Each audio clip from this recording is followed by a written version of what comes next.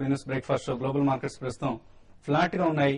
SGX Nifty 7 పాయింట్ల నష్టంతో trade అవుతుంది. 5485 దగ్గర last night US markets flat గా క్లోజ్ కావడం బహుశా ఈ ట్రెండ్ కు కారణంగా మనం అనుకోవచ్చు.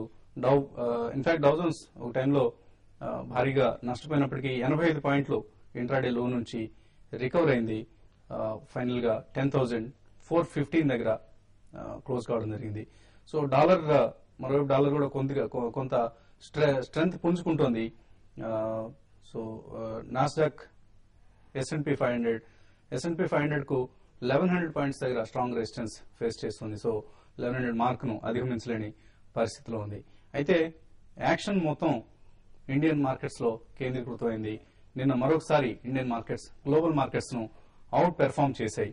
సో నిఫ్టీ మీద అందరూ ఆశలు వదులుకుంటున్న తరుణంలో హై వాల్యూమ్స్ తో నిన్న లాస్ట్ 1 అవర్ ట్రేడింగ్ లో వచ్చిన ర్యాలీ అందరినీ సంభ్రమాశ్చర్యాలకు గురి చేసిందని చెప్పుకోవచ్చు. సుమారుగా నెల రోజుల తర్వాత హ్యూజ్ వాల్యూమ్స్ తో మార్కెట్స్ లో ట్రేడింగ్ జరిగింది.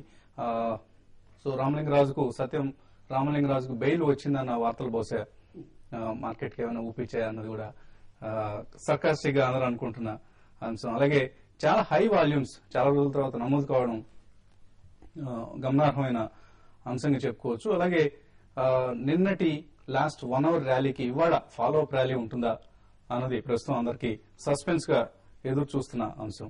సో నిన్న ట్రేడింగ్ లో హైలైట్స్ ను ఒకసారి గమనిస్తే టాటా మోటార్స్ మరొకసారి 52 వీక్ హైని టచ్ చేసింది. $700 million డివిఆర్ ఇష్యూకి కంపెనీ సిద్దమవుతోంది అన్న వార్తలతో ఫ్రెష్ లాంగ్స్ కూడా చాలా యాడ్ అయ్యాయి కౌంటర్ లో. అలాగే ఐటీ స్టాక్స్ మరోసారి లైమ్ లైట్ నుంచి ఇన్ఫోసిస్, టీసీఎస్, విప్రో ఇవన్నీ. అలాగే ఆయిల్ ఎక్స్ప్లోరేషన్ స్టాక్స్ సేలన్ ఎక్స్ప్లోరేషన్, అలాగే Hindustan oil exploration company, Shivani oil, ఇటువంటి కంపెనీస్ లో 8 to 10% లాభాలు నమోదు కావడం సెక్టర్ రొటేషన్ లో భాగంగా అని కూడా మనం అనుకోవచ్చు. అలాగే fertiliser stocks, Chambal fertilisers, GNFC, GSFC, Deepak fertilisers వంటి స్టాక్స్ లో చాలా హ్యూజ్ ర్యాలీని గమనించాం. ఇంకా ఇటీవల కాలంలో అవుట్ పెర్ఫార్మ్ చేస్తున్న star sector, banking sector, mid cap banks లో నిన్న మరోసారి భారీ లాభాలు మనం గమనించడం జరిగింది.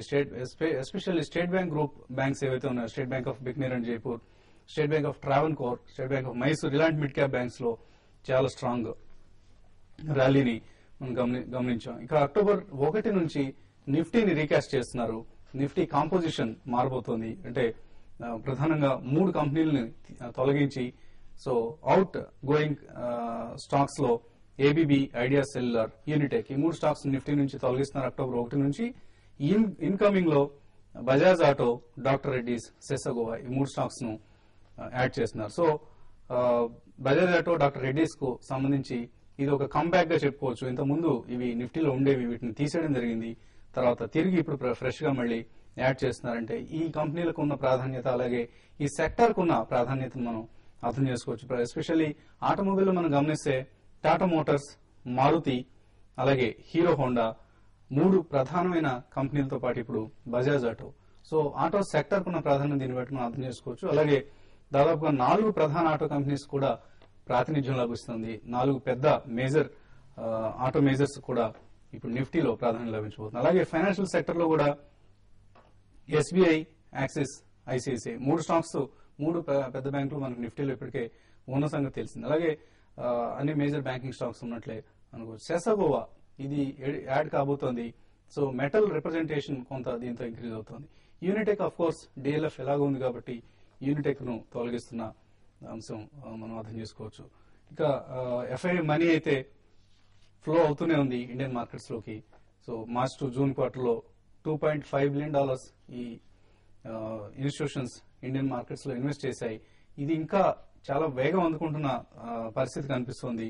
ఆల్మోస్ట్ రోజుకు 500 to 600 crores నెట్ బయర్స్ గా ఎఫ్ఐఎస్ ఎమర్జ్ అవుతున్నారు. సో ఇవాటి స్టాక్స్ టు వాచ్ లిస్ట్ లో ఫార్మా స్టాక్స్ ను వాచ్ లిస్ట్ లో పెట్టుకోవచ్చు. నిన్న కూడా మనం ఫార్మా స్టాక్స్ లో స్ట్రాంగ్ గెయిన్స్ గమనించాం. అలాగే ఫెర్టిలైజర్ స్టాక్స్ లో యాక్షన్ ఇంకా కొనసాగే అవకాశం ఉంది. అలాగే select realty and infra stocks like GMR infra నిన్న మనం ఆల్మోస్ట్ 3.5% లాభపడటం గమనించాం. అనంతరాజ్ ఇండస్ట్రీస్, ఇటువంటి కంపెనీస్ లో కూడా చాలా స్ట్రాంగ్ అప్రిసియేషన్ కనిపిస్తోంది. మణపురం ఫైనాన్స్, అలాగే Piramal health, Tata motors, GMR infra, Moser Baer, ఇటువంటి కంపెనీస్ లో ఇన్వెస్టర్స్ పొజిషన్స్ తీసుకోవచ్చు అండ్ డిక్లైన్స్ లో బై చేసే ప్రయత్నం చేయొచ్చు. సో ఇక మార్కెట్ సంబంధించిన ఇతర అంశాలపై మాట్లాడేందుకు అనలిస్ట్ కుటుంబరావు గారు అలాగే సుందర్ గారు సిద్ధంగా ఉన్నారు. సో కుటుంబరావు, ఓవరాల్ గా రామలింగరాజు గారి ప్రభావం ఏదైనా మార్కెట్ మీద ఉందంటారా? లేదండి, ఇట్స్ ప్యూర్లీ కోఇన్సిడెంటల్ అని చెప్పేసి అని అంటాను అనమాట. బట్ ఏంటంటే anyway the bail was expected. ఎందుకంటే more than 18 months to 19 months already కస్టడీలో ఉన్నారు కాబట్టి there might be no further requirement అనమాట. కాబట్టి బెయిల్ రావటం ఇన్ఎవిటబుల్. ఇఫ్ నాట్ నిన్న కాకుంటే ఇంకా అనదర్ 1 month లో కూడా వచ్చేది. బట్ ఇన్సిడెంటలీ ఏమైందంటే నిన్న మార్కెట్స్ లో లాస్ట్ 1 hour లో షార్ట్ కవరింగ్ టైమింగ్ ఎట్లా కలిసిందంటే హైకోర్టు బెయిల్ ఇచ్చింది అన్న నెక్స్ట్ హాఫ్ అన్ అవర్ తర్వాత ర్యాలీ స్టార్ట్ అవటం. అంటే జనరల్లీ అక్రాస్ ద బోర్డ్ ఏంటంటే కాస్త స్మాల్ ఇన్వెస్టర్స్ దగ్గర ఇక్కడ ఇండియాలో ఏ స్కామ్ చేసినా కూడా కాస్త ఇన్వెస్టిగేషన్ ప్రొలాంగ్డ్ గా ఇయర్స్ లాంగ్ టుగెదర్ అవుతుంది అండ్ ఎస్కేప్ అవుతారు స్కామ్ చేసిన వాళ్ళు కూడా అన్నట్టు ఫీలింగ్ స్ప్రెడ్ అయింది. ఆయన ఎస్కేప్ అవుతారని మనం అనుకోవచ్చా? కోర్టుకి ఆల్మోస్ట్ కేసు ఇక పక్కదోవ పడుతుంది అని అనుకోవచ్చు. పక్కదో పట్టకపోవచ్చు, ఎందుకంటే టూ మెనీ ఇన్వెస్టిగేటింగ్ ఏజెన్సీస్ ఉన్నాయన్నమాట. లైక్ ఎస్ఎఫ్ఐఓ దగ్గర నుంచి, సీరియస్ ఫ్రాడ్ ఇన్వెస్టిగేషన్ ఆఫీస్ దగ్గర నుంచి, ఈడీ ఆఫీస్ నుంచి there are too many cases pending అనమాట. కాబట్టి it may take a prolonged affair. But నేను అనుకోవటం ultimately punishment will be not more than another 2 years of imprisonment, అంతకంటే కూడకపోవచ్చు అని చెప్పేసి అని అనుకుంటున్నాను. సో ఇంత భారీ కుంభకోణానికి పాల్పడిన ఒక దౌర్భాగ్య పరిస్థితిలో కూడా మనం సంబంధిత నిందితుడిని ఆయన నేనే తప్పు చేశాను మొర్రో అని మొత్తుకుంటున్నా కూడా మనం శిక్షించలేని పరిస్థితిలో మన ఇండియన్ చట్టం నడుస్తుంది అనుకోవచ్చు. అంటే ఇందులో ఇంకో పాయింట్ కూడా చెప్పాలండి. ఎప్పుడైతే కనుక రామలింగరాజు గారు ఫస్ట్ కన్ఫెషన్ ఇచ్చారో లాస్ట్ ఇయర్ జనవరి అప్పుడు అనమాట 2009లో, ఒక పాయింట్ క్లియర్ గా now that confession he's been retracted. They are saying it is not a confession, it is only a letter given to the board of directors అనేది. This gives another point to SEBI అనమాట. ఇవాళ SEBI కానీ వేరే ఏ కంపెనీలోనైనా ఈ possibility ఉంటుంది. వాళ్ళ own share price తగ్గించుకోవడానికి ఒక ప్రమోటరు నా కంపెనీలో ఇలాంటి అకౌంట్స్ ఇట్లా అయ్యినాయి అని చెప్పి ఒక స్టేట్మెంట్ ఇచ్చి this is only a statement of accounts అని చెప్పేసానని tomorrow I will be again back in the same seat to control the company and rectify అని అనడానికి స్కోప్ క్లియర్ గా ఉంది. ఎందుకంటే yesterday the point made by Ramalinga Raju గారి lawyer ఏంటంటే that is not a confession letter which is being claimed by CBI గానీ సెబీ గానీ అందరితోటి.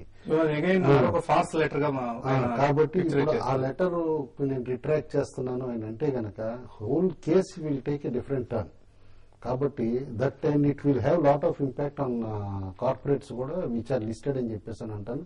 Wear a possibility of existing frauds ఏదైతే ఉన్నాయో ఆ ఫ్రాడ్ ను కూడా ప్లెయిన్ స్టేట్మెంట్ ఇచ్చేస్తారనమాట. అవును నా కంపెనీలో ఇలాంటి తప్పులేవి అని చెప్పేసి స్టేట్మెంట్ ఇస్తారు. దాంతో షేర్ ప్రైస్ ఎట్లానూ పడిపోతుంది. పడిపోయిన తర్వాత వాళ్ళే కొనుక్కుంటారు. ఎందుకంటే ఎట్లానూ ఇది కన్ఫెషన్ లెటర్ కాదు, మీరు ఇన్వెస్టిగేట్ చేసి నేను చేసిన తప్పు అయితే ప్రూవ్ చేసుకోగలిగితే మీకు ఆ సత్తా ఉంటే ప్రూవ్ చేయండి, లేకపోతే నేను ఎట్లా తిరిగి నా కంపెనీని టేక్ ఓవర్ చేస్తానని చెప్పి ఇండైరెక్ట్ గా నేను అనుకోవటం ఇప్పుడు దీంతో బెనిఫిట్ అయితే మేటాస్ ఇన్ఫ్రా కావచ్చు. ఎందుకంటే మేటాస్ ఇన్ఫ్రా అండర్ లీన్ ఉన్నా సరే స్టాక్స్ స్టిల్ రామలింగరాజు గారి family holds nearly 30% of stock in Maytas infra. IL&FS తీసుకున్నా కాబట్టి రేపు ఐఎల్ఎఫ్ఎస్ తిరిగి టేక్ ఓవర్ చేయాలనే ఉంది. ఓకే అండి. సో మన జీవన విధానంలో పతనం అవుతున్న నైతిక విలువలకు రామలింగరాజు ఉదంతం ఒక నిదర్శనంగా నిలుస్తుంది. సో దొంగలు నేరం చేసిన వాళ్ళు దొరలుగా చలామణి అయ్యే విధానానికి మనం వీలు కల్పిస్తున్నాం. సో ఇటువంటి పరిస్థితిని చక్కదిద్దుకోకపోతే భవిష్యత్తులో ఇటువంటి కుంభకోణాలు మరిన్ని విచ్చలవిడిగా జరిగే అవకాశం ఉంటుంది. సో ఇన్ఫాక్ట్ ఆయనకు బెయిల్ రావటమే ఒక చాలా ఆశ్చర్యకరమైన విషయం. But anyway we cannot comment on certain legal issues. So Sundar గారు, మీకు ఎలా అనిపిస్తుంది? నా ఉద్దేశంలో ఇండియన్ ఈ ఎకనామిక్ అఫెన్సెస్ లో ఇది ఒక టిప్ ఆఫ్ ది ఐస్బర్గ్ అండి. ఇంకా చాలా ఉన్నాయి. సో డెఫినెట్ గా గవర్నమెంట్ అలర్ట్ అయ్యి, అలాగే జస్టిస్ డిపార్ట్మెంట్ కూడా అలర్ట్ అయ్యి, మిగతా చాలా విషయాలు ఇటువంటి ఉన్నాయి కూడా వాటన్నిటి మీద కూడా చర్య తీసుకోవాలని అభిప్రాయం. సో నా ఉద్దేశం చట్టం తన ఓన్ యాక్షన్ తీసుకుంటుంది త్వరలో నా అభిప్రాయం. ఓకే అండి.